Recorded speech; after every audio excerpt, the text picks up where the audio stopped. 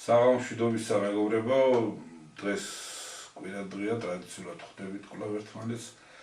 ზოგადად ვცდილობთ ხოლმე რომ კონკრეტიკისგან თავი შევიკავოთ და უფრო განზოგადებულ ზოგად პრობლემებზე ვისაუბროთ, მაგრამ არც ის არ შეგვიძლია რომ თავი ავარიდოთ და შორს დავიჭიროთ თავი.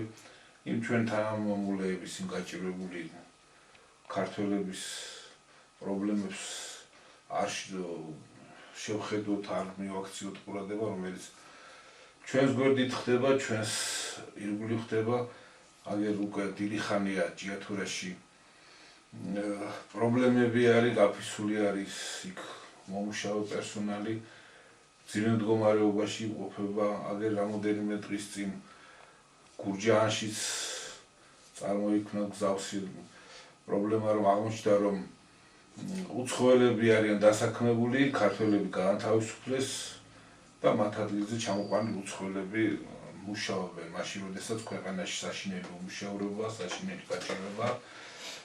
ამ თემაზე დავიწყოთ საუბარი, რაში მდგომარეობს პრობლემა, სად უნდა ვეძიოთ ამის ყველაფერი საფუძველი, რა არის გამოსავალი. ჩვენ ახლა კონკრეტულად შეიძლება ორ რაიონს შევეხოთ, მაგრამ გზავსი პრობლემა დარწმუნებული ვარ, მთელს ქვეყანაშია, ყველა რაიონშია, ყველა ქალაქშია. ვისაუბროთ ამ თემებზე და შემდეგ თუ დრო დაგვრჩება კიდევ რა თქმა უნდა, მივესალმებით ჩვენს მაყურებელს, მსმენელს. მართალია პრობლემა, რაზეც ლაპარაკი გვაქვს, ეს ზოგად საკაცობრიო არის, ამოცანა რაც გადასაჭრელი გვაქვს, ასევე თავისთავად ეროვნულ საკაცობრიო მნიშვნელობის და რანგის საკითხია, რომელიც მოითხოვდა განსაკუთრებულ კომპეტენციას, განსაკუთრებულ ცნობიერებას და განსაკუთრებულ მიდგომას, რაც თავისთავად პირდაპირი მონაცემებით არ გაგვაჩნდა და უნდა მიგვეღო, ისევე როგორც ძალიან ბევრი რამ და უძირითადესი, რითაც დღეს ვამაყობთ, რითაც დღევანდლამდე მოველით, მიღებული გვაქვს და ამით შევდექით როგორც ადამიანები, ანდაც სწორედ ამ გზას არ უნდა გადავწდეთ, რომ რაც ადამიანშია ჩაფიქრებული, სამყაროსგან ჩადებული ჩვენში, ამის სრულფასოვანი განხორციელება მოხდეს დროში, იმიტომ რევოლუციის კიბის საწყისში ვარ და არა ბოლო წერტილზე. თუმცა ეს გზაჯვარედინია, სადაც ყოფნა არ ყოფნის საკითხები წდება მთელი პლანეტარული მასშტაბით და ყოველდღიურად სწორედ ამ მოვლენებს ვადევნებ თვალყურს. მიუხედავად ამ ძალიან მაინც ერთგვარად განზოგადებული, ამაღლებულისა,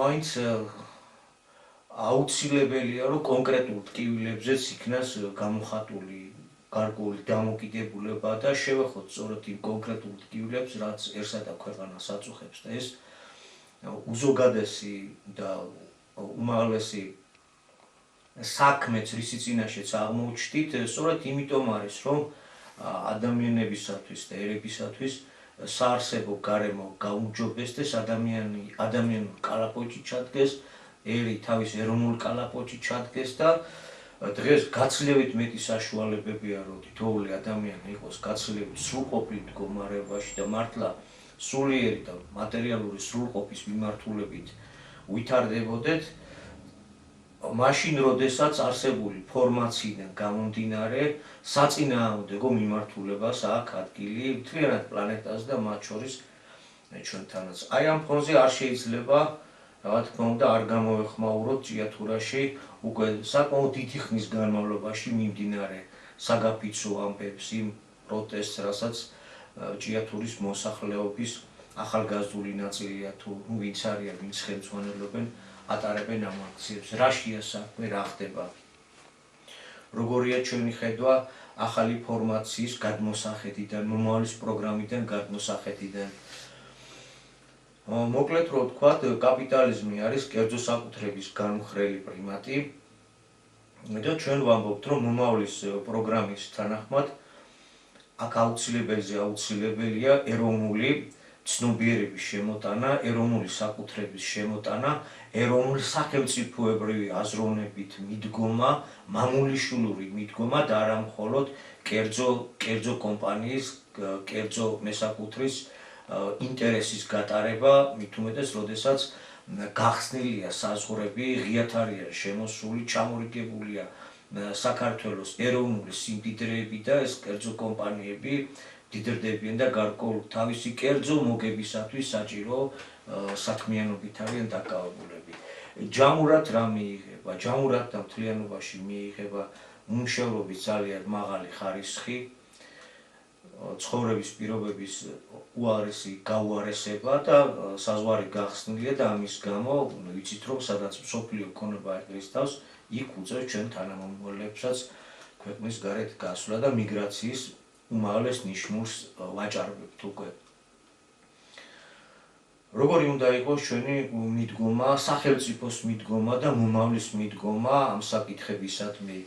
პირველ რიგში უნდა განსაზღვროთ და გავიხსენოთ, რომ სწორედ რაზეც ხელი აქვს მოწერილი 1,907,000 ადამიანს, რომ მიწა, წყალი, წიაღისეული, სულიერ მატერიალური ღირებულებები წარმოადგენს ქართველი ერის საკუთრებას და გაყიდული, გასხვისებული და ასე შემდეგ უპირობოდ უკან უნდა დაბრუნდეს. ეს ძალიან ფართო და ყოვლისმომცემელი განაცხადია, ამაზე კონკრეტული საუბარი საჭიროა და ამიტომაც ვამბობთ, რომ ვისაც აინტერესებს და ამ თემებზე უფრო ღრმა მშველობა შეგვიძლია დაუთმოთ დრო თავისთავად ცხადია და ჩვენი მოვალეობის ერთ-ერთი მიზანი სწორედ ეგ არის, რომ მეტი გარკვეულობა შევიტანოთ უმთავრეს თეზისზე, რაზეც ხალხი ხელს აწერს და ამავე დროს მომავლის პროგრამით აუცილებლად უნდა იყოს განსაზღვრული ქვეყნის სტრატეგიული მიმართულებები და სტრატეგიული დარგები.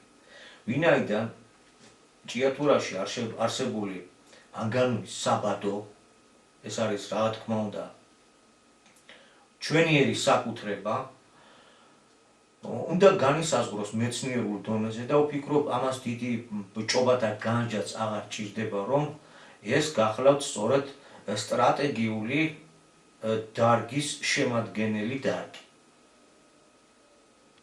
ეს არ არის პატარა მნიშვნელობის საბადო და აქედან გამომდინარე აუცილებელია როგორც სტრატეგიული დარგი გასახელმწიფოებრივდეს იმ დოზით მაინც რომ 51% აკონტროლებდეს, მინიმუმ 51% მაინც აუცილებლად აკონტროლებდეს მართვის უფლება კონდეს სახელმწიფოს.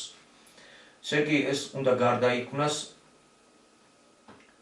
სახელმწიფო საკუთრების საწარმოოდ, რომლის ანგარიშებიც ასევე გახდება და უნდა გახდეს აუცილებლად გამჭვირვალე, გარკვეული და გასაგები ხელმისაწვდომი, იმიტომ რომ კერძო მესაკუთრის მოგება წაგების ამბები არ არის ხელმისაწვდომი და ისეა გაკეთებული, რომ არავინ არ იცით, გასაიდუმლოებულია, იმიტომ რომ კერძო საკუთრების პრიმატია, იმიტომ რომ კაპიტალიზმში რაც შეიძლება მეტად გამდიდრდიო ფორმულა და უმთავრესი თეზისი არის ეს, რომელიც ბწყინვალედ სრულდება და მუშაობს ყველგან და ყველაფერში.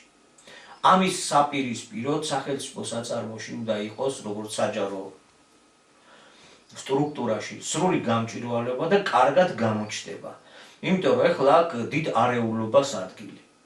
დახურულია, ხო ამდენი ხანია მიმდინარეობს ეს აქცია და დღემდე წესიურად და ბოლომდე და ზუსტად განმარტებული არ აქვს. ვერ ვიგებთ ამ განმარტებას, რომ ეს ჩვენი მადანი ვინმე სჭირდება თუ არ სჭირდება მსოფლიოში. ხომ შეიძლება რომ მოთხოვნა დაეცა. ანდაც ბაზარზე არსებული დროებითი კრიზისის გამო არის გაჩერებული აი ამ კონკრეტულ წიაღისეულზე მოთხოვნა. ანდაც როცა გადის ის რა ფასში იდება და რა მოგებას ტოვებს და თვითღირებულება რა ჩდება და ასე შემდეგ. ყველაფერი ეს არის სრულიად გასაიდუმლოებული, დახურული. არ არის გარკვეული, ბუნდოვანია. სახელმწიფოს შემთხვევაში თუ გიგადება, მაშინ ყველაფერი გაირკვევა და გახდება ცხადი. რა მოთხოვნა არის, რა რაოდენობით უნდა იყოს მოპოვებული და ასე შემდეგ. ეხლა, როდესაც კერძო კომპანია სხვადასხვა მიზეზებით ასახელებს და უნდა ჩაატაროს რეორგანიზაცია, უნდა შეზღუდოს მუშახელის რაოდენობა, ესე იგი კიდევ უფრო მეტი უმშევარი დარჩეს, მაინც გაურკვეველი რჩება, რატო აკეთებს ამას, იმიტომ აკეთებს, რომ პირადი მოგება გაზარდოს თუ ობიექტური რეალობა კარნახობს. ეს ამბები არის უცნობი, გასაიდუმლოებული და ამ ყველაფერს ერთხელ და სამუდამოდ გადაწყვეტით წერტილი რომ დაესვას, უახლოეს მომავალში მაინც საჭიროა ერთი დიდი გმირობის ამ ხელისუფლებისათვის, დიდი გმირობის მოხდენა და ჩატარება, რომ წავიდეს გასახელმწიფოებრიობაზე. კრიზისი მოგვარდება, თუ კი სახელმწიფო თავის თავზე აიღებს, გახდება ეროვნული საკუთრება, როგორც სტრატეგიული დარგი, გახდება ყველაფერი ღია, გასაგები და აქ მომუშავე ადამიანები კი არ დაკარგავენ სამუშაო ადგილს, პირიქით გაცილებით ნაყოფიერი გახდება მათი შრომა და მათი შრომის შედეგები. და მიღებული შემოსავლებიც მოხმარდება არა მარტო მხოლოდ უბრალოდ ჭიათურას და ჭიათურალ მშრომელ მოსახლეობას, არამედ ეს საწარმოო გასახელმწიფოებრიობის შედეგად შეიტანს საქართველოს ბიუჯეტის დაკომპლექტება, დაფინანსებაშიც და უამრავ სიკეთეებზე უნდა გადანაწილდეს. აი ეს არის ყველაზე კარგი, ყველაზე დიდი გმირობა იქნებოდა თუ ამ ნაბიჯზე წავიდოდა ხელისუფლების წარმომადგენლობა სადღეისოდ. ნუ როგორც უყურებთ, ახლა ხელისუფლება ცდილობს რაღაცნაირად შუამავლის როლი ითამაშოს ამ კერძო კომპანიასა და მოსახლეობას შორის. ვიცით, ახლა პოლიტიკური კრიზისია საქართველოში, არ წყდება ქუჩის გამოსვლები, ვიცით რა მიზანსაც ემსახურება ყოველივეს, ამიტომ გარკვეული შუამავლის როლის თამაში უნდა, მაგრამ სასურველ შედეგამდე ვარ შორს. თუ ჩვეულებრივ კაპიტალისტური კერძო მესაკუთრის პრიმატის მოთხოვნით რჩება და ვტოვებთ, რაც თავისთავად იწვევს უმუშევრობას ერთის მხრივ, იმიტომ რომ მეტი მოგება რჩება, თუ კი გაცილებით მეტ სამუშაობს და ნაკლებს უხდის და ასე შემდეგ. არის ძალიან ბევრი მომენტი, ჯამში რაც იწვევს უმუშევრობა, სოციალურ უკმაყოფილებას, სოციალური უკმაყოფილება უეჭველად გამოსვლების და წინააღმდეგობის საფუძველს აღვივებს. და ძალიან მარტივად რო ვთქვათ, კაპიტალისტური ასიმეტრიული გადანაწილება, სადაც რეალურ მშრომელს ეძლევა ძალიან ცოტა და ამ შრომის მისაკუთრების სიმაღლეებზე მყოფ ადამიანს, ოლიგარქს კატასტროფულად დიდი ოდენობის შემოსავლები, ანუ ასიმეტრიული როდესაც არის გადანაწილება, ეს მეცნიერულად არის დადგენილი, რომ 5-6 თუ აღემატება საშუალო და მაქსიმალური ხელფასი ერთმანეთს, ასეთ საზოგადოებაში ყოველთვის არსებობს ფენად დაყოფის, სოციალურ კლასებად დაყოფისა და დაპირისპირების საფუძველი. ასეთი სახელმწიფო ყოველთვის არ მდგომარეობაში იმყოფება, ყოველთვის არის მით უმეტეს თუ ესეთი სახელმწიფო და ქვეყანა პატარა ზომისა, რომ გარე ძალებმა გამოიყენონ სოციალური უთანასწორობა, სოციალური უსამართლობა, ადგილობრივი მშრომელი ხალხის გაჭირვება საკუთარი პოლიტიკური მიზნების გამო და ქვეყანას არ დაუდგეს მშვიდობიანი ცხოვრების პირობები, მშვიდობიანი განვითარების პირობები. და კიდევ ვიმეორებთ, სწორედ მომავლის პროგრამიდან გამომდინარე, ერთ-ერთი უმთავრესი ღონისძიება და არა ერთადერთი თავისთავად, ყველაზე კარგი არის და გამართლებული, რომ მოხდეს ჭიათურ მანგანეზის კომბინატის ხელმეორე პირუკო გასახელმწიფოებრიობა, რადგან ამ კერძო კომპანიას არ შეუძლია გადაუწყვეტოს ჩვენ შრომელ მოსახლეობას ის სოციალური პრობლემები, არ შეუძლია შეუქმნას ის საჭირო სამუშაო პირობები და ხელმწიფოებრიობა შეუძლია მონგებიან რეჟიმში ამუშაოს. თუ მით უმეტეს მას არ შეუძლია მონგებიან რეჟიმში ამუშაოს, დაუტოვოს სახელმწიფოს და როგორღაც ქართული სახელმწიფო მიხედავს ამ საქმეს. ეს შესაძლებელია, მიხედვადია. ესე იგი საჭიროა ჩვენ დამოკიდებულებები შევცვალოთ. მოვლენებისადმი, პროცესებისადმი და ყველაფერი წავა გასწორების გზით. ახლა თქმა იმისა, რომ არა მონგებიანია და ასე შემდეგ, არ ჭირდებათ ეს ნედლეული, ეს წიაღისეული, რა თქმა უნდა, ძალიან დიდ ეჭვებს იწვევს, იმიტომ რომ როგორც ვთქვით, ძალიან ბევრი სოფელი ჩაქცევაზეა მისული, ძირი აქვს გამოღებული, საძირკველი აქვს გამოღებული ძალიან ბევრ დასახლებას და მიკრომასშტაბით ეკოლოგიური კატასტროფაც ტრიალებს. თუ არა მოთხოვნა, მაშინ რატო თხრიან, რატო იღებენ. ისინი როგორც ჩანს, ცდილობენ ზედაპირული მოპოვება დაიწყონ, ახლა არაპროფესიულად საუბრობ ამ თემაზე თავისთავად ხატე და მაპატიებენ პროფესიონალები საქმისა, მაგრამ ღრმა შახტის მოვლა და მისი ექსპლუატაცია უფრო რთულია, კერძო ეძებს უფრო იოლად მოიპოვოს, თუმცა იოლად ზედაპირზე მოპოვებას ეწირება ისტორიული დასახლება, უშვენიერესი და ულამაზესი ადგილები, იღუპება.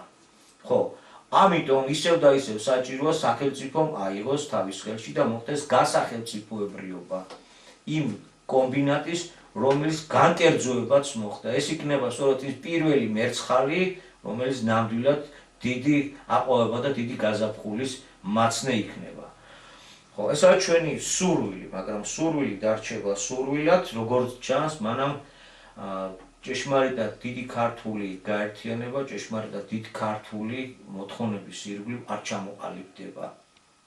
ეს, რომელიც მისცემს სტიმულს არსებულ ხელისუფლებაში ყოფ ჯანსაღნაწილსაც, რომ ასეთ ნაბიჯებზე წავიდეთ და წავიდეთ სწრაფად, იმიტომ რომ თუ კი საერთოდ რამე შექმნილა, არ შექმნილა თავისუფალი საბაზრო ეკონომიკის იმ ყალბი ქადაგების პირობებით, არამედ ყველგან იგივე სამხრეთ კორეა, იგივე იაპონია და ვერ ჩამონათვალი უსასრულოდ ვერ გავაგრძელებთ იგივე ჩინეთი, გაკეთდა წესიურად, როცა გაკეთდა ისევ სახელმწიფოს ჩარევით, სახელმწიფოს ეროვნული პოლიტიკის შემუშავებით, ამა თუ იმ წარმოების სისტემის მეურვეობით, რამაც ფეხზე დააყენა და დღეს გვაქვს ეს უზარმაზარი ეკონომიკური გიგანტები. მსგავსათვე ვართ ძალიან სწრაფად ასამოქმედებლები, თორე მარტოოდენ კარების გახსნით იმ პროცესებით, რასაც ჩვენ უყურებთ, უბრალოდ ქვეყანა დაკარგავს როგორც დემოგრაფიულად, ასევე ეკონომიკურად ყველაფერს და цаრიელი ტურიზმითაც რა თქმა უნდა არაფერი არ გამოვა.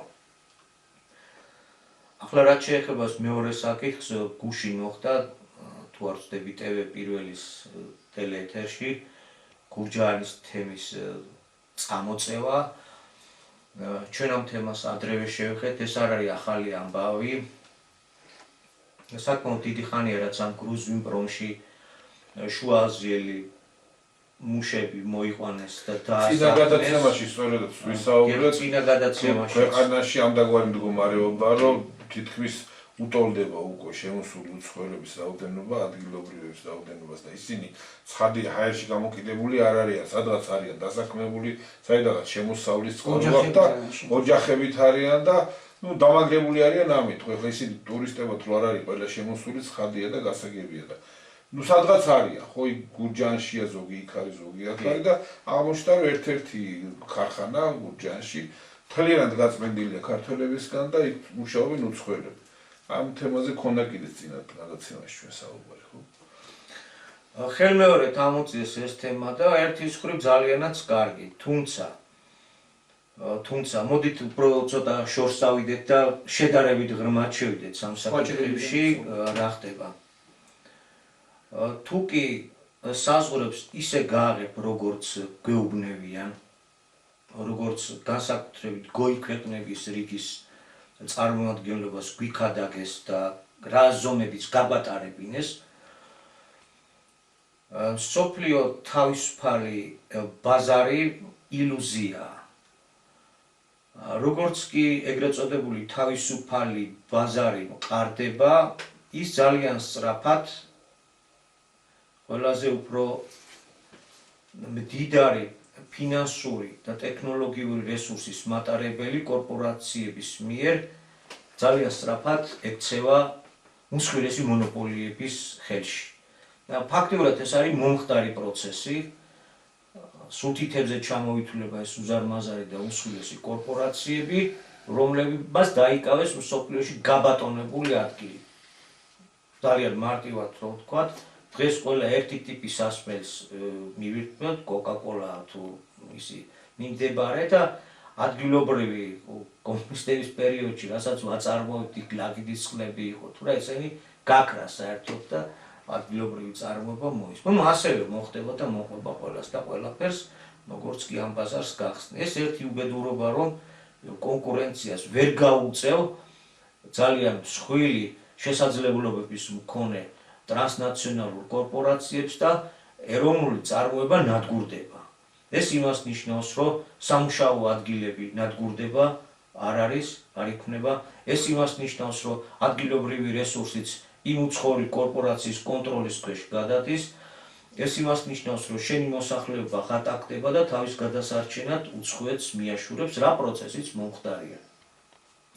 მაგრამ მაინც კაპიტალიზმია, გარკვეული წარმოების სფეროები აქ მაინც იქმნება და რაღაც არსებობს და როდესაც საზღვრები ასეთი ფორმით არის გახსნილი, ხდება შემძლე, შრომელი, ახალგაზრდული ენერგიის მატარებელი, გამოცდილი კადრების საზღვარგარეთ გასვლა, რაც მიმდინარე პროცესია და რაც ხდება. სხვადასხვა მდგენელი გააჩნია იმას თუ რატო რომ მივდივართ დაუშვათ ევროპის რომელიმე ქვეყანაში ან შტატებში ან იქით რა. მაგრამ უნდა ვიცოდეთ რომ რა თქმა უნდა სამყარო დედამიწა საკმაოდ დიდია და ძალიან ბევრი რეგიონია სადაც ჩვენზე უფრო მეტად გაჭირვებულია ადგილობრივი მოსახლეობა. და ეს მოსახლეობის უფრო გაჭირვებული ფენების წარმომადგენლები, რომლებიც ასეულობით მილიონს აჭარბებს კაპიტალიზმის ასიმეტრიული გადანაწილების ამ უსამართლო ასოციალური წყობის პირობებში, როდესაც ეს თავისუფალი მისვლა-მოსვლა კანონიზირებულია გარკვეული მიზნებიდან გამომდინარე, ხდება ისე წინა გადაცემაში მაგაზე მოგვიწია საუბარი, რომ მოდიან და ისინი დაიკავებენ ადგილს უფრო იაფად, უფრო ნაკლები შემოსავლის ხარჯზე, დადგებიან და აქ იმ სამუშაოს შეასრულებენ, რასაც დავუშვათ აქ ადგილობრივი ქართველი, ადგილობრივი მაცხოვრებელი რომ ვერ გაძლებს და ვერ შეძლებს იმ თანხაზე რომ იმუშაოს. ესე იგი, ეს გამოიწვევს თავდაპირველად ამ სამუშაო ძალების წანაცვლებას ქვეყნებს შორის, ამას ნელ-ნელა მოყვება დემოგრაფიული ცვლილება და საბოლოო ანგარიში პირველ რიგში მცირერიცხოვანი პატარა ერების გაქრობა. შემდეგ ასევე დიდი ერების გაქრობაც. მაგალითად, რაც ხდება თვითონ ევროკავშირში და ევროკავშირის წამყვან ქვეყნებში, რასაც აქვს ადგილი. ესე იგი, თვითონ კაპიტალიზმი თავისი ბუნებით არის ანტიეროვნული, უსამშობლო, როდესაც სისტემა არის ფულის და მთავარია ფულის შოვნა, არაერთხელ გვიტყვია და კერძო საუბარში სწორედ მაგაზე გქონდა ლაპარაკი, რომ ეხლა ტრამპი რომ გამოდის და ესეთნაირი განაცხადს აკეთებს, რომ თურმე ამერიკას ატყუებდნენ, თურმე ამერიკას არცავდნენ და ასე შემდეგ, რა თქმა უნდა, ამერიკის მომტყუებლობა ესე ხელაღებით ვერ იქნებოდა, ვერც ვერავინ ვერ გაძარცვავდა ამერიკას, რომელიც მსოფლიო გლობალიზაციის მთავარ პოლუსს და ერთადერთ პოლუსს წარმოადგენდა, უბრალოდ მოხდა ისეთი რამ, რომ გლობალისტური თავისუფალი ბაზრის პირობებში უფრო მეტი მოგების, მიღების მიზნით კორპორაციებმა თვითონ დაიწყეს თავიანთი ტექნოლოგიების წაღება იქ, სადაც ნახეს უფრო იაფი, უფრო მორჩილი მუშახელი. ეს იყო კონკრეტულად ჩინეთი. დღეს აღარ ჩინეთშია იაფი მუშახელი, ამიტომ კიდევ იქ აღმოსავლეთის სხვა მიმდებარე ქვეყნებშიც ხდება ამ კაპიტალის გაჟოვნა, მაგრამ ჩინეთმა ამ დროს აითვისა ეს უაღრესი ტექნოლოგიები, განავითარა და უმსხვილეს და უდიდეს კონკურენტად გამოუჩნდა ამერიკის შეერთებულ შტატებსაც და ზოგადად დასავლეთსაც და მათ უკვე ჩაანაცვლებს ჩინეთი ისეთი პირი უჩას. ესე იგი, ფულის მოგების, ფულის გამორჩენის, ფულის გაკეთების კერძო საკუთრების პრიმატმა ერთი კონტინენტიდან მეორე კონტინენტზე წაიღეს უზარმაზარი სიმძლავრეები და დაიცალა ამერიკის დიდი წარმოებითი სიმძლავრეების მატარებელი შტატები, გამოცარიელდა.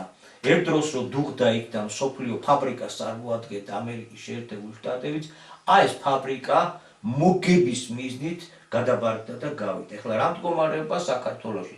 საქართველოში წარმოებები ძირითადად მუშაობენ თავის გადარჩენაზე, ამ კონკურენციაში თავის გატანაზე და იმ პირობებში, როდესაც ქვეყანაში მე ხალხს უსვავ საქართველოში, სადაც ევროპული ცნობიერება საკმაოდ ღრმად შემოვიდა და გაგვიჯდა ძვალებილში, რომელმაც ნელ-ნელა გაანადგურა ოჯახის ინსტიტუტი და ადამიანი გახადა უფრო ეგოისტი, საკუთარ კარიერაზე და პირად სიამოვნებაზე მოფიქრალი, მხოლოდ საკუთარ ბიზნესზე მოფიქრალი, ასეთი ქვეყნები ბუნებრივად გაბერძდა, ასე ვთქვათ, და შეწყდა გამრავლება და დაიწყო მოსახლეობა შემცირება, ესე იგი შრომისმარიანი ახალგაზრდობა ნაკლები იყოს და გადაბერდა. მომაკვდავ ერების სიაში ვართ ევროპის, ძირითადად ევროპის ქვეყნებთან ერთად. ევროპამ, კოსმოპოლიტურმა ევროპამ ამ ეგრეთ წოდებული გამოწვევას უპასუხა შემდეგნაირად. გაიხსნა კარებები, იმიტომ რომ უნდა მომხდარიყო აღრევა და გზა გაუხსნეს მათივე ძარცვის ობიექტების, მათივე პოსტკოლონიური რეჟიმის ქვეყნებიდან გაუბედურებული, გაღატაკებული ხალხების მასებს, სხვა რასის წარმომადგენლებს, აქ რასისტობაზე ლაპარაკი და ესენი შეუშვეს და დროებით და არა მარტო დროებით, ზოგადად გამოისწორეს ახალგაზრდობის ნაკლებობა, ზოგადად დემოგრაფიული მდგომარეობა და თავიანთ წარმოებას იაფასიანი მონა მორჩილი მუშახელით შემატეს.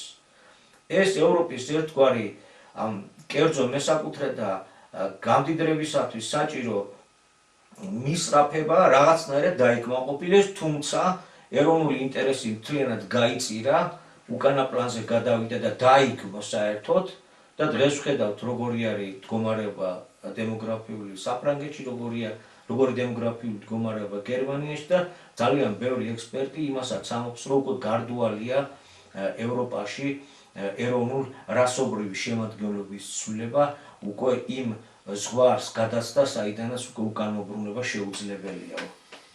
იმდენად გაკოსმოპოლიტა და იმდენად წაიშალა ეროვნული ღირებულებები. ხო, არა და ვიცით ახალი სიტყვიდან გამომდინარე, მიღებული ცნობიდან, რომ ადამიანი ერი კაცობრიობა სამი ღვთაებრივი წარმონაქმნი და არც ერთის ხელისხლება არ შეიძლება.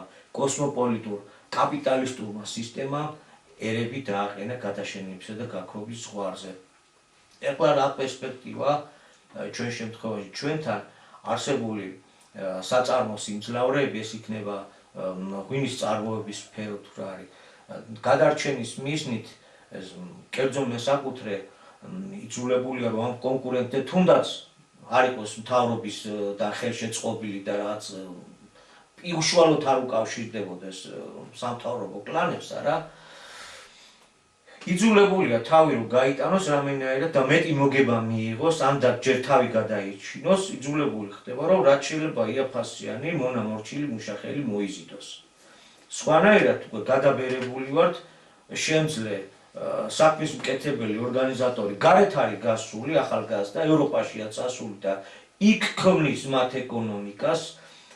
აი როგორც ახლა გურჯაანის მაგალითი აჩვენოს, ოჯახებით არიან ჩამოსულები, აქ დაბანაკებულები და მუშაობენ, რამდენი წელია, რაც ქართველები ასე ოჯახებით ავართ გაყოფილი, დაშლილებით, ანდაც პირდაპირ ოჯახებით ავართ გასულები და ქმნით, მუშაობთ, იქ რაღაცას ვაკეთებთ, უკეთებთ იმათ გაცილებით იაფასში, ვიდრე ადგილობრივი მუშაობ და გინდ საბერძნეთში, გინდ იტალიაში, გინდ ესპანეთში, გინდ გერმანიაში, მთელი ევროპის, მთელი ამერიკის, ჩრდილო ამერიკის კონტინენტის მიმართულებით, რამდენი წელია ზუსტად იგივე პროცესაა აქაც ადგილი, აქ არაფერი ახალი არ ხდება, ეს ცოტა ადრეა უფრო მომხდარი, გურჯაანში ცოტა ადრე არიან შემოყვანილები, მაგრამ აქ არის ერთი ყველაზე მთავარი და საინტერესო ამბავი, რომ ვინ იყენებს ამას სადღეისოდ თავის პოლიტიკური მიზნების შესასრულებლად. პირველი გასაგებია, რომ ეს არის სწორედ პროდასავლური ტელეარხი, რომლებიც ამბობენ, რომ წინ ევროპისკენ აუცილებელი ევროპას გვართმევს ეს რუსული ხელისუფლებაა და ასე შემდეგ. კაცო, თუ ეს აზიანოა და მართლაც აზიანოა, რომ თუკი სამუშაო ადგილსაც დაკარგავ, თუკი დედაწულიანად შემოვლენ, როგორც ჩვენებიო არიან ესე გაფანტულები. ახლა უშუალოდ ქართველი გვერავის ვერ შეუქმნის დემოგრაფიულ საფრთხეს. უბრალოდ ჩვენ 9 მილიარდიან სივრცეში, როგორც ტვერი ისე გავიფანტებით და ჩავიფანტებით და გავქრებით.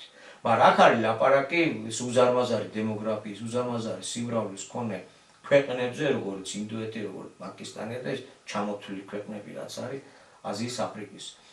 მათ ყავთ ასობით მილიონი ადამიანი, ვინც პოტენციურად მოვლენ და აქაურობას დაიკავებენ. აქ მაგაზე გვაქვს ლაპარაკი. ესე იგი, ჩვენ გავქრებით ამ გზით, მაგრამ ჩვენ იმ გზაზე ვდგებით და იმ გზის ნაყოფს ახლა ვხედავთ, მომკი ცოტა ხანში მოვიმკით, როცა უმცირესობაში აღმოჩნდებით. აი ბოლომდე მაშინ მოვიმკით, მაგრამ ჩვენ უკვე ვხედავთ ამ ნაყოფს და საიცავა. რა გზაზე დიდი ხანია რაც ევროპა დგა. ახლა ამის გამოყენება, რომ მოსახლეობაში უკმაყოფილება გამოიწვიოს და თავისი აქციებით რამენერად შეძლოს ამ ხელისუფლების შეცვლა ახალი არჩევნებით და მოვიდნენ თვითონ ის ძალები, რომლებიც პირდაპირ არიან მიბმული ულტრაგლობალისტების ევროპულ ცენტრებს. ამჟამად თავიანთი ანტიეროვნული თავისთავად კოსმოპოლიტური მიზნები რომ გაატარონ, ამ შემთხვევაში ცდილობენ გამოიყენონ გარკვეული ეროვნული სიმებზე თამაში და სხვა მეტი არაფერი. თუ კი ამ ტელევიზიის მესეურებს, თუ კი ამ პოლიტიკური მიმდინარეობის წარმომადგენლობას, ვინც ქუჩებში აქციებს არ წყვეტს, მართლაც ქართველი ერის დემოგრაფიაზე გული შესტკივათ, მართლაც შესტკივათ გული იმაზე, რომ აქ უცხოელი გახდება გაბატონებული, მრავალი ისტორიული მაგალითით შეიძლება მოვიყვანოთ და კონკრეტულად კახეთს თუ მოვუბრუნდებით, გარკვეულ პერიოდში, როდესაც აქ დიდი რბევები მიდიოდა და მოსახლეობისგან იცლებოდა, პირველი ეტაპისთვის ჩრდილო კავკასიიდან ჩამოსახლებულ ლეკობას მიესალმებოდნენ, რომ სამუშაო ძალა ჩდებაო. ცოტა ხანში მერე ამან საერთოდ შეიცვალა ხასიათი და ლეკიანობამ წალეკა ნახევარ საქართველოზე მეტი და შეიცვალა დემოგრაფიაზე და დაიკარგა მხარეებიც. არაერთი. თუ კი ამას აცნობიერებენ და ხედავენ, მაშინ რა გინდა ევროპაში? რა გინდა ევროპაში, სადაც ფრანგმა ფრანკის სახე დაკარგა, სადაც გერმანელი სახეს კარგავს და ნებისმიერი პოლიტიკოსი, რომელიც თავის ეროვნულ ინტერესს დააყენებს, სადაც დიდიერებიც კი ვერ ინარჩუნებენ თვითყოფადობას. ის დიდიერებიც ერთის მხრივ რომ ვერ ინარჩუნებენ თვითყოფადობას და მეორეს მხრივ თუ კი რომელიმე პოლიტიკური ძალას მოიკრებს და ხმას ამოიღებს, მათ აპატიმრებენ, მათ აცილებენ პოლიტიკას, გზაში იჭერენ, ხელისუფლებისაკენ მიმავალ საფეხურებრივ გზასევე აპატიმრებენ და იჭერენ.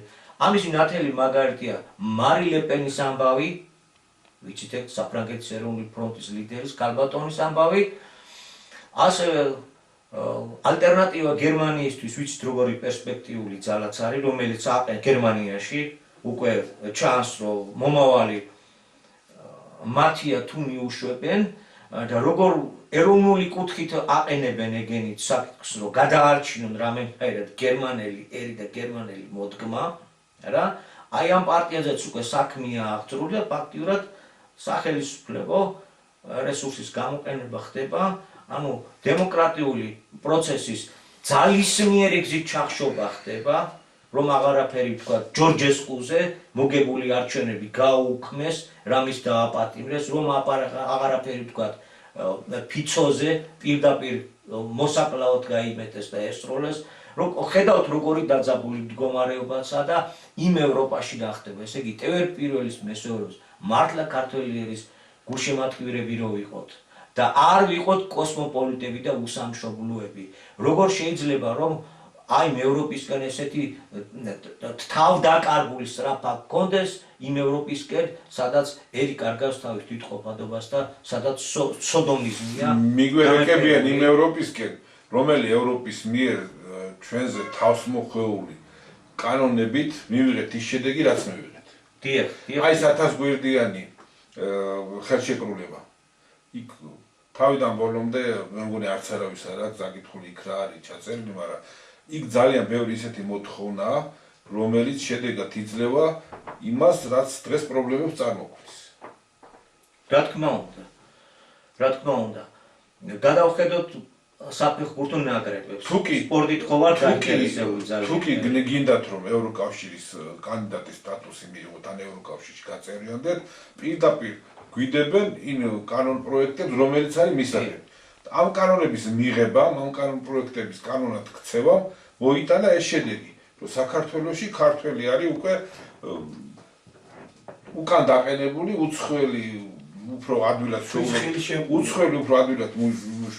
მუშაობს და შოულობს სამსახურს, ვიდრე ქართველი. უცხოური კომპანია შემოდის და მუდმივი წუწუნის რეჟიმშია. ჩემი აზრით ეს ხდება, იმიტომ რომ ნუ მათ ბუღალტერიაში ჩვენ რიგით ქართველებს ვინ ჩაგვახედებს რეალურად რა მოგება აქვს, რა წაგება აქვს, მართლა უღირთ თუ არა მოპოვება. ეს უბრალოდ ხდება, იმიტომ რომ როდესაც შემოვიდნენ და შეისყიდეს, გადავარდა მათ სახელმწიფოსგან რა თქმა უნდა ექნებოდათ გარკვეული მოთხოვნა, გარკვეული ვალდებულებები იქნებოდა, რომ მუშახელი არ უნდა გაენთავისუფლებინათ. და ახლა ქმნიან პირობებს, აჩერებენ თვეობით, რომ ეს მუშახელი თვითონ ადგეს და გაიქცეს ან თბილისში, ან უცხოეთში და ამ გზით შეამცირონ. რა თქმა უნდა.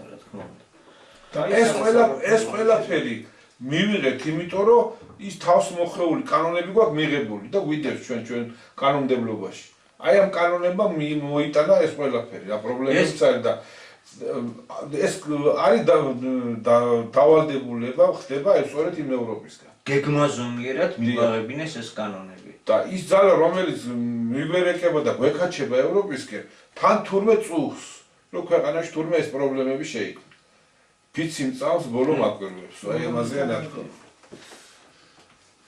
ზურა რამე სხვა დაამატებდი ამ ნუ დაამატებდი კახა პირველ რიგში მივესალმები ჩვენ მსმენელს და მაყურებელს. ჩვენ ახლა პრობლემებზე ვსაუბრობთ, მაგრამ ჩვენ მინდა რომ ჩვენ მსმენელს და მაყურებელს შევახსენოთ, რომ აი ამ თემებზე და ვცდილობთ რომ ჩვენ ეს და ფაქტურად დღევანდელი საუბარიც ამას ესწრება ჩემო ჯერმან და ჩემო კახა ცოტა უფრო დიდი გლობალური ჭრილიდან დავანახოთ არსებული პრობლემების მიზანი და რა არის მიზეზი. და ჩვენ საზოგადოებას წლებია ვესაუბრებოდით გარკვეული წლების წინ რომ სწორედ ეს დღეები დაუდგებოდა ქვეყანას. და არ გვახსენდება ის გამოთქმაც რომ ნეტავო ცნობილი გამოთქვა რომ იმ სამამულო ომში მეორე მსოფლიო ომში ნეტა გერმანიას გაემარჯვა რომ ბავარიულ პივას დავიდითო. და ჯერხლი ვინ უშლიდა ბავარიულ პივის დალევას, ლუდის დალევას ანიხლა და მაშინ და ის კი ვიცოდით რომ სულ რა გეგმები იყო თუ მართლაც ის ძალა გაიმარჯვებდა. ამით რის მინდა რომ დღეს რაც პროცესები ხდება, ეს ხდება ჩვენს სწორედ გამოსახიზებლად. აი ხელშესახები იმდენ პრობლემებზე ვლაპარაკობთ და ვსაუბრობთ ყოველდღე, ეს რაღაცა უნდა დაინახოს ქართველმა, ჩვენმა საზოგადოების იმ აქტიურმა ნაწილობასაც მართლაც სურს ამ მდგომარეობის შეცვლას ასაკეთებდა. ასე გაგრძელება, ამ ცხოვრების ესეთ გაგრძელება, გარდუალო დაღუპვისა და სწორედ ეს არის და ნიშნებით შეიცნობა ეს დაღუპვის გზები. და მე მინდა ბიბლიური ესეთი ისიც მოვიტანო ჩვენი უფალი იესო ქრისტეს ნათქვამი, რაც რეალობა დღეს ჩვენ ადამიანებს გვეხება. უფალი ამბობს რომ არ მოსულიყავი და არ მეთქვა მათთვისო, არ იქნებოდა ცოდვა. ახლა კი არ აქვთ მიტოვება თავიანთი ცოდებისთვისო. ანუ ეს ყველაფერი რაც ხდება, ჩვენ გამოსახვესებლად ხდება. და იმის იმედი რომ ხვალ უკეთეს დღე იქნება, ვერ იქნება. პრობლემები უფრო და უფრო გაიზრდება და რომც არ მოხდეს დიდი გლობალური დაპირისპირება და არ გახდეს ჩვენი ეპიცენტრი, ჩვენი ქვეყანა, ასეთი ცხოვრების გაგრძელებით, აგერ ხედავთ რომ კვიდრი მოსახლეობა, ახლა რა პრობლემებზეც ახლა ვსაუბრობთ, ნენელა უმშოვარი ხდება და იძულებული ხდება დატოვოს საქართველო. აი ესე დემოკრატულად ხდება საქართველოს დაცლა.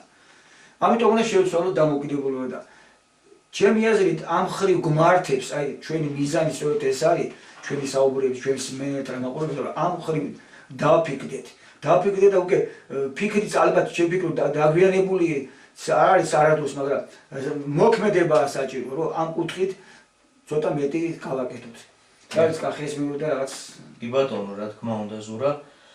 მაინც არის ხალხი რომ აი ვერ გავიგეთ ეს მეორეთ მოსვლა და მეორეთ რა მოვიდა და სიტყვა რა არის და ხო გასაგებია, იმიტომ რომ მაინც მიჩოული ვართ, ხედვით მიჩოული ვართ, სასწაული გვინდა რომ ვიხილოთ, მიჩოული ვართ იმას რომ ხატსახე იყოს და არადამერთი არ არის წვერებიანი კაცი, ქრისტე მხოლოდ შობილია და სიტყვის სახით ხდება და ეს მეორეც სწორედ სიტყვის სახით მოვიდა ჩვენთან უფალი და აი რა არის, როგორ არის ეს კითხვები არის და ძალიან მარტივად, მაშინ სწორედ ასე გამოვითქმის ახალი სიტყვა გვეუბნება რომ იმისაც რომ გადარჩი ადამიანო მოუარე შენ სამშობლოს, შენს ერს და ამკვიდრე არა კერძო საკუთრების პრიმატზე დაფუძნებული ფორმაცია, არამედ ეროვნულ ღვთაებრივ ღირებულებებზე აგებული ფორმაციული მიმართულებით წადი და ამკვიდრე სფერული, მართლაც დემოკრატიული სისტემა, სადაც ადამიანი და ერი დაცული იქნება და ასე შეადგინე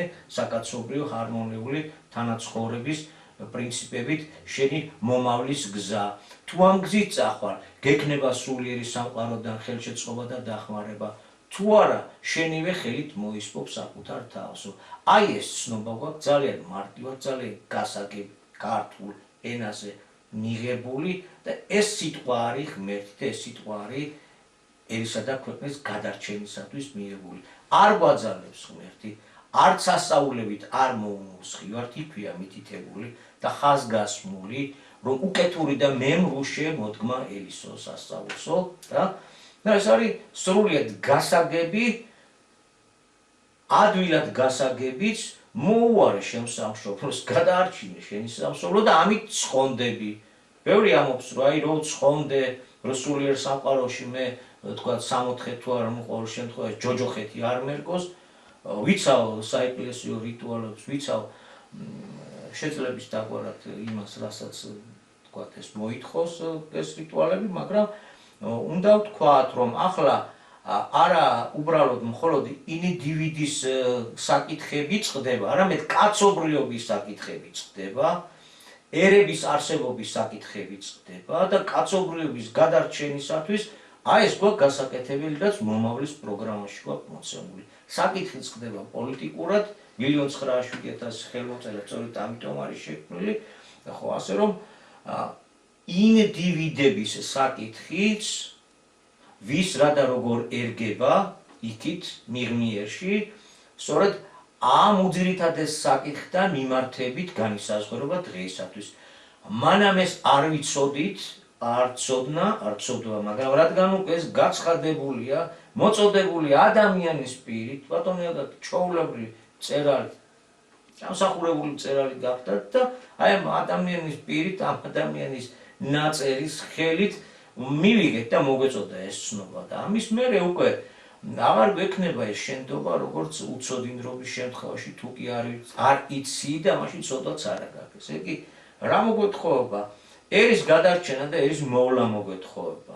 მოცემული პრინციპებით. კონკრეტულად, კვლავ აი ბოლოს ვავთვალებ მე პირადად რა არის საჭირო ჭიათურის საკითხების მოსაგვარება. საჭირო არის ეგრეთ წოდებული გასახელწიფოება, ნაციონალიზაცია. რატომ? იმიტომ რომ ეს არის ქვეყნისთვის სტრატეგიული მნიშვნელობის ობიექტი. ამაზე დამოკიდებული მთელი რეგიონის, მხარის ეკონომიკური მდგომარეობა, უამრავი ოჯახის მდგომარეობა ამაზეა დამოკიდებული. ამიტომ ამას სახელმწიფო უნდა აკონტროლდეს. მაგრამ ეს სახელმწიფო რო არ გადაიქცეს მაჯლაჯუნად, ბიუროკრატად, როგორც აი უყურებთ, როგორ პასუხებსაც აძლევენ, ამიტომ უნდა იყოს მართლაც დემოკრატიული და გამჭვირვალე მართვის სისტემა.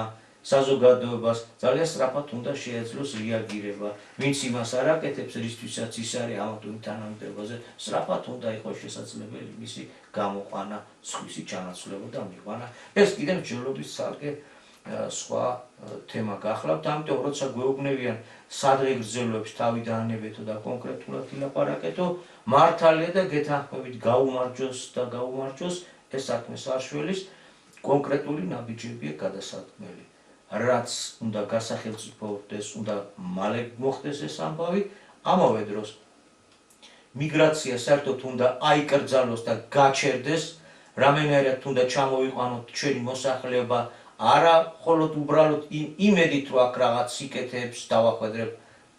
ერთდროულად ყველაზე დიდი სიკეთე იქნება ის, როდესაც გადავალთ ქვეყნის აღმშენებლობაზე და თუ მართლაც მივხედავთ ჩვენ ქვეყანას ისე როგორც საჭიროა, აღმოვაჩენთ, რომ ყოველგვარი უმშევრობა აღმოიფხრება და პირიქით მართლაც გვექნება პირველი ეტაპისთვის გარკვეული დეფიციტი მშრომელი, ნიჭიერი, გამოცდილი სპეციალისტისა, გვექნება პირველ ეტაპზე კადრების შიმშილი, მაგრამ ურთიერთთანადგომით ამასაც ნელ-ნელა გადავლახავთ, ესეც დაძლევადია და შესაძლებელია, რომ ჩვენი თვითყოფადობა შენარჩუნდეს ამ გლობალიზაციის ამ მიმდინარე აღრეულობის პირობებში და პერიოდში, მით უმეტეს, როდესაც გარკვეულწილად შეგვიმსუბუქდა კიდევაც მდგომარეობა, იმიტომ რომ ის დიადი გლობალისტური აღრევის გეგმა და მსოფლიო ერთმართველობის ყველაზე უფრო რეაქციული გეგმა ჩაიშალა. მხედრის ტახტზე განხეთქილება ამერიკა ცალკე, ევროპა ცალკე და დაპირისპირება ანგლოსაქსები იქით-აქეთ, ნუ აღარ მოყვები უამრავი ექსპერტი და ის გამოდის და ეს ცნობები უკვე გამოტანილია და სწორედ აი მით უნდა ვისარგებლოთ და დავიწყოთ იმის გაკეთება, რაც უფლისგან გვევალება საკუთარი თავის და კაცობრიობის წინაშეც. ჩვენ ესე იგი რა გვაქვს მიღებული?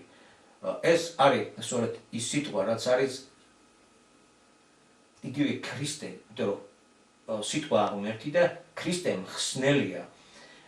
ქრისტეს უძირითადესი მცნებებიდან გამომდინარე მისია გვაქვს შესასრულებელი ქართველებს. ყველაფერი თანაბარი ვერ იქნება. ვინც პირველი, ის ხვევის მსახურიო. ეს ძალიან მნიშვნელოვანი თეზისია. თუ კი გაქვს რაღაცაში პირველ ოფიცის მონიჭებული, არა და მართვა ითხოვს, ვიღაც პირველი უნდა იყოს, საიდანაც ეს ბრძანებები უნდა გაიწეს და ასე შემდეგ. და ეს პირველ საქმის გამკეთებელი, სხვების მსახური უნდა იყოს და არა თავზე მჯდომი, მებატონე, დიქტატორი, როგორც წარმოუდგენიათ საკუთარი მისია, რომ ჩვენ ვიბატონებთ, მოვა მოშიახი უეჭველა და ჩვენ გავხდებით სხვებზე გაბატონებული და ამდენი მოსახლეობა არ გვინდა, უნდა დავიყვანოთ მილიარდზე, უნდა გადავაკეთოთ ადამიანი როგორც ასეთი და შევქმნათ ახალი ჰიბრიდი ბიორობოტი, აი ეს ყველაზე უფრო აგრესიული, ყველაზე უფრო ანტიადამიანური პროექტი ჩაიშალა. გაჩერდა ჯერჯერობით. უკვე ჩვენ ცხოვრობთ შედარებით სხვა ფაზაში. აღნიშნეთ ისიც, რომ ამუზარმაზარი ფარული იმპერიის ნანგრევები დიდი საფრთხის მომტანია და ამიტომ კიდევ უფრო მეტი სიფრთხილე გმართებს და კიდევ უფრო მეტად გჭირდება უფლის მიერ შემოთავაზებულ გზაზე სწრაფად დადგომა, ნეიტრალიტეტი, განსაკუთრებული სტატუსით და ფორმაციის შეცვლისკენ სვლა. აი ეს კონკრეტული საკითხები გვაქვს, კონკრეტული გეგმები არსებობს ყოველგვარი ზედმეტის აღგრძელების გარეშე. ახლა ცდილობენ, რომ ის პრობლემები, რომელიც ქვეყანაში შეიქმნა, თუნდაც იგივე ჭიათურასთან დაკავშირებული და მსგავსი პრობლემები, მთლიანად პიროვნულ დონეზე დაიყვანონ, დაბრალდეს ეს ხელისუფლებას, მასში მოკალათებულ ცალკეულ პიროვნებებს. კი ბატონო, მე იგივე წარმოდგენის გახლა ვართ და შეიძლება უფრო უარესის ამ ხელისუფლებაზე, როგორც თქვენ. მაგრამ ჩვენ უნდა დავინახოთ, რომ აქ პიროვნებების როლი მინიმალურია.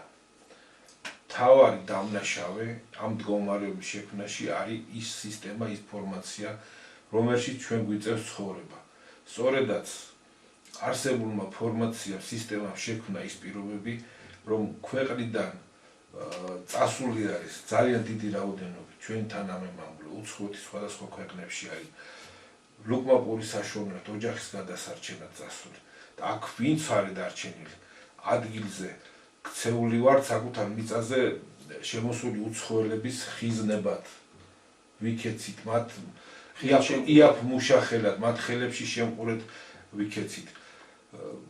მე დარწმუნებული ვარ, თუ კი ქვეყანაში სიკეთისკენ დაიძრება პროცესები, ჩვენი თანამემამულეები, რომელიც უცხოეთში არიან, თუნდაც მაღალ ანაზღაურებაზე ყოფი თანამემამულეები, ისინი აქედან სწორედაც უიმედობის, უპერსპექტივობის განცდამ წაიყვანა.